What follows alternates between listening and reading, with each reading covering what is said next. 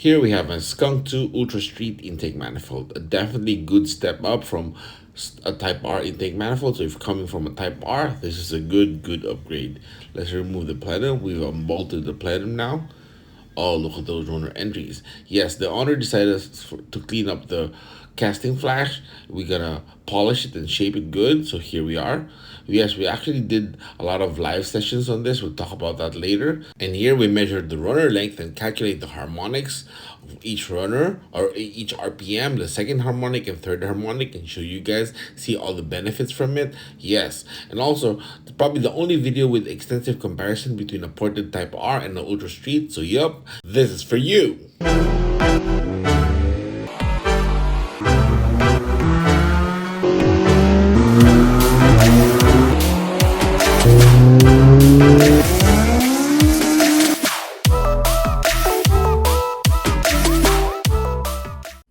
Okay, first things first, here's our new page. I had to make a new one because I lost control of the old page when my personal Facebook got hacked. I lost control of everything there. So this is a new page. We got a price list there of head porting, engine rebuild labor, cam degree, even intake manifold porting, and ECU tuning. All the basic stuff is there. Yes, we constantly post all the good stuff on our shop.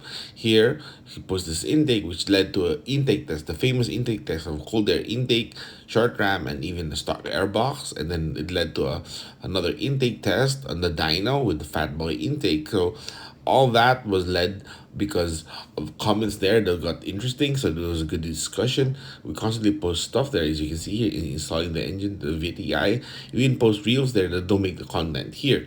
So you got to check out the page, all right? And as if you don't have Facebook, we got our Instagram active here. This is my personal Instagram. I constantly post there too, so you can hit me up there. You can message me on Instagram or on Facebook. Either way, it's all me answering your questions there. So all right, for short form content, my TikTok is quite active. It's actually have 6,000 followers now. Here's my guitar videos. I constantly post short form there for sheer entertainment, so you gotta check that out. It's quite fun. Yep, all three links will be in the description below. Right, here's the Ultra Street intake manifold, the Skunk2 Ultra Street. Yes, also we're going to talk about how you maintain or save the intake gasket there, or the plenum gasket. But you look, see the runner entries is good, tapered good, and yes, it's huge, right? I mean, the opening here, as you can see, the owner Nikko noticed this. He wanted us to clean it up because we're not gonna reshape it, we're not gonna change it, we're not gonna port it. How people think that they're gonna port it, like change the shape. No, we're just gonna clean it up, remove the casting flash, make sure everything is smooth and contoured as it was or as it is by design. So this is gonna be cool, and this is definitely gonna be more efficient without all those ridges and the bumps, right? Because this is a cast, so there's always imperfection there. So cleaning it up won't really hurt. Let's look at it close, so you can see that. So, there's not much really to check on that, but just gotta make it smooth. Here's the first live video we did. It took us an hour or so. Here, as you can see that. This is us unworking it on 80 grit just to get the necessary, image, or for us to see where the casting flaws are, how we can shape it more consistently or just smooth it out good. Yes, you can look here. As you can see, and when you inverted the manifold, you can see all the imperfections because this is cast. Of course, it runs good as it is, but it's gonna be even better when it's all consistently smooth. It's gonna be way more efficient. All right. Yes, and here we went in further. The other side again, we inverted it upside down. As you can see, the casting marks are more evident now, right? But as you notice, we're just using 80 grit. We're not really, carving it out. We're just removing the casting flash or imperfections, so it's gonna be so good. Here you are. I'm gonna spray some lube first to make yet another pass on 80 grit. We're still all on 80 grit now. Okay. Here we are. Let's go. Yes, it's getting smooth. You can actually feel it when you do this. Speed this up. Yes, when you make a pass like this, you can actually feel the bumps and ridges, so if it's still there or it's all gone, you would actually feel it. So we know it needs more. Now we inverted it. Yes, some more. But you can see it's getting more evident that the casting flash is starting to go away. And yes, we're not really reshaping it. We're not really recarving it. We're just making sure everything is smooth and contoured as it was by design, or as they intended it for the design. But of course, because it's a cast manifold, there will always be imperfections. That's quite normal. Oh yeah, starting to look good, right? Yep. Yes. Now let me wash it up with water and let's take it to the bench. And here we are. You can see it now. As you can see, the casting marks are still there. They're more evident now because it was painted black, so you barely see it. But now it's all cleaned up. You can actually see we've removed, we've smoothed it out a bit, but now you can see the deep sections. Those are the course shifts or casting marks. So we gotta get that smooth and good. So just a little more passes on 80 grit before we go to the next step. All right. So yep, this is gonna be so good. It's gonna be performing really good. Yes, and also talk about the live sessions. Here on the part two, we continue doing that, and here's the results. You can check out the playlist of all the live sessions, so you can see all the good stuff that we did there. It took us 1 hour or so. So now spray some more. Okay.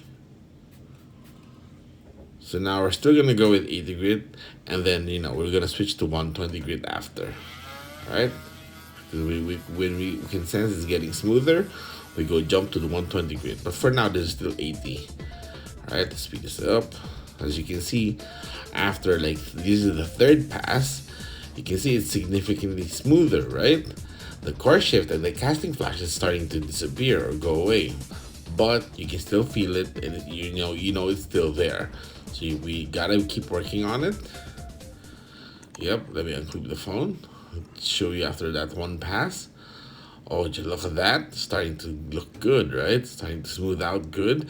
Now we barely removed any material. We're just using an 80 grit, so it's gonna smooth it out without really carving the aluminum or the intake itself or the runner. So it's gonna be good. So we do a few more passes, then we wash it up with water again, take it to the workbench. Here we are now.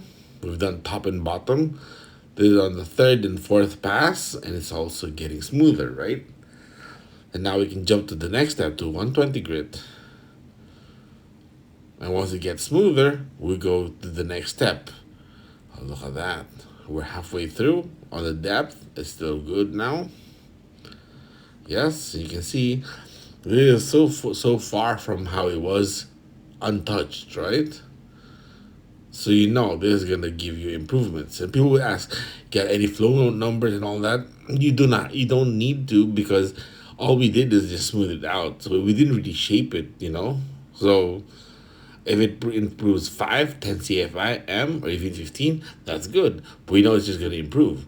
Here's the next session. Here, it's my birthday, so I continued working on that on a Sunday. Here it is. Now we continued on the opening. Yes, we've gone to 120 grit now. As you can see, it's a lot smoother, but it's still not yet finished. So we're gonna keep going. Yes. Okay, let me clip the phone. Now let's go with this. Spray the lube some more. This is ethyl alcohol and soapy water mix. Yes, you can see it's bubbling because it's soapy water or dishwashing soap. Yes. Now this is 120 grit. We're smoothing it out. Speed it up again. Yep. As you can see, it's gonna get better and better. As you can see, it's really far from the first pass that we did, right? It's so far. So yep, this is gonna be even better now. And you can feel it.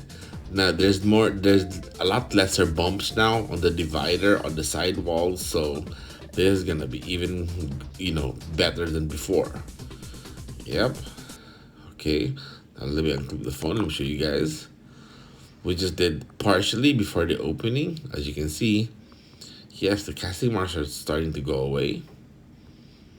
Oh, this is gonna be so efficient and so good. Yes. The Skunk2 Ultra Street intake manifold is already a significant upgrade coming from a Type R intake manifold. Now doing this makes it even bigger of a jump. Alright, here it is after a few more passes. Now this 120 grit, actually this is 240 grit. We went to smooth it just to see if there's bumps and ridges because you can barely see it in 120 grit. Of course you won't see it as much on 80 grit. Then you go to 120 grit, you'll see some changes, but going smoother to 240 gives us all the chances of observing if there's bumps and ridges. And after this, once we get the shape good, on the 120 grit, we go back, oh, on the 240 grit, sorry, we go back to 120 grit. We technically rough it out because 240 is a little too smooth in my book.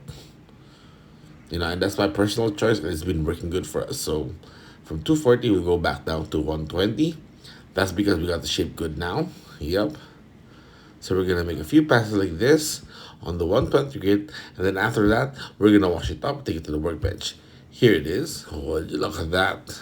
Now this is more how I like it. Yes, let's look at, let me show you up close. As you can see, in some areas the casting marks are too deep. We could carve it out with a carbide, but that's gonna change the shape. It's gonna take a lot of the work, and it's gonna make it harder to get consistent. So we didn't do that, and there's no need. It's like this is a lot smaller than how it was untouched. Yes, see, we retain the contours and the measurements. And yes, and those are wondering, yes, we get it consistent because we do measure the cross section every half inch or every inch as we go deeper. We check the cross section, and now we've done it halfway, and now we're gonna clean it up onto the other side. Yes, we use an inside caliper, not an outside caliper. Just on the edge there, you can see. Yes, and now here, now let's here the on the right side. This one we use it to make sure everything is consistent. We measure the cross section with a caliper, with dial caliper or a digital. Now let's measure the runner length with a wooden ruler so it's easily visible for you guys. There you go. Okay. So it's 9 inches, a little over 9 inches runner length. And so, because the port length is around 3.2 or 3.3, you total that. Here you can see the third harmonic, you have it, the boosting power is from 7,000 to 8,000. But as you can see, from 9.4 all the way to 11.4, there's the second harmonic. So if you're shifting on the 9.5 or 9.7, this is going to boost the power right at the top. It's gonna be so good. Here's the ported ITR. As you can see, we ported it excessively and still not as big of an entry like the Ultra Street. So this is why I always say when I port the Type R manifolds, no, it won't reach or it won't be able to match the Ultra Street. It'll get close to it, but of course, once we port the Ultra Street, it's gonna be even farther. And look at the rotor length.